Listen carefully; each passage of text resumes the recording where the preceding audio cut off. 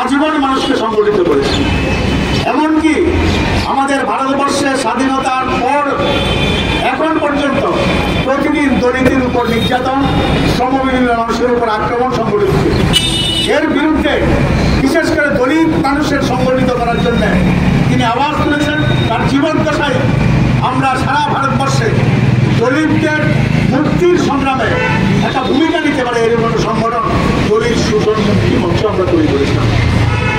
কিন্তু তার যে স্বপ্ন, এই স্বপ্ন এখন আমরা পূরণ করতে পারিনি। আমাদের রাজ্যে বিশেষ করে তার সংগঠনের নেতৃত্বের ভূমিকা এবং সরকারে বামফ্রন্ট সরকারে তিনি যখন মন্ত্রী ছিলেন তাকে কাজে লাগিয়ে তিনি যে অধিকার আদায়ের সংগ্রাম করেছেন, অধিকার আদায় করেছিলেন, আজকে আমরা লক্ষ্য করছি একদিকে ভারতবর্ষের স্বাধীনতার পর আমাদের ডক্টর বি.আর. আম্বেদকর নেতৃত্বের সংবিধান তাতে যে অধিকার এই দেশের মানুষকে দিয়েছিল এবং আমাদের রাজ্যে বামপন্থী ফ্রন্ট সরকার যে অধিকারগুলি অর্জন করতে সাহায্য করেছিল, আজকে এগুলি সবগুলি একটার পর একটা খেয়ে নেওয়া হচ্ছে।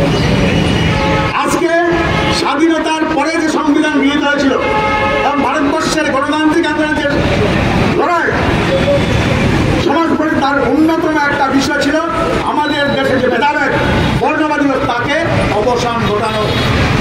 সংবিধানেও এমন কিছু বিষয় আছে যেগুলি এই বর্ণবাদী ব্যবস্থার বিরুদ্ধে মানুষকে লড়াইতে উৎসাহিত করবে এবং বর্ণবাদী ব্যবস্থার খতম করবে। আজকে স্বাধীনতার এত বছর পরে এসে দেখছি আমাদের দেশের যে সরকার আরএসএস এর আদর্শে পরিচালিত বিজেপি সরকার, তারা এই সংবিধানের মূল ভাবনা এটাকে জলাঞ্জলি দিয়ে আমাদের দেশে মৌলবাদী নীতিকে সংবিধানে অন্তর্ভুক্ত করে এটাই মূলনীতি এই দেশের, এটাকে প্রতিষ্ঠিত করার চেষ্টা করছে। আমরা দৃঢ়তার সাথে বলতে পারি ভারতবর্ষের স্বাধীনতা আন্দোলনের পরে ভারতবর্ষের স্বাধীনতাকামী মানুষ যেমন ভারতবর্ষে আরএসএস এর যে কৌশল, এই কৌশলকে পর্যদস্ত করেছিল, ধর্মনিরপেক্ষ ভারত তৈরি করেছিল, একটা সংবিধান দিয়েছিল।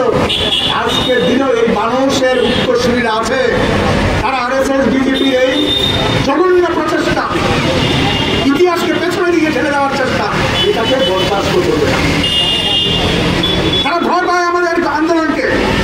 তারা জানে এই বামপন্থী দলিত শোষণ মুক্তি মঞ্চ আমাদের রাজ্যের তফসিলি সমন্বয় বা আমাদের বামপন্থী দলগুলি যেখানে কাজ করছে, তারা তাদের এই প্রচেষ্টা সফল। তার জন্যই আমরা লক্ষ্য করেছি আজকে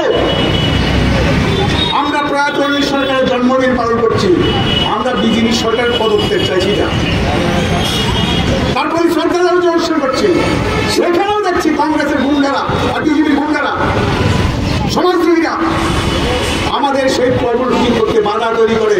বলনগরে, আনন্দনগরে আমাদের কংগ্রেসরা যখন প্রোগ্রাম করার চেষ্টা করছিলেন বাধা তৈরি করেছেন। বলনগরে প্রোগ্রাম করার পরে আমাদের গণ আন্দোলনের কর্মী তপন শাহ তাকে বাড়ি থেকে এনে মারধর করেছে।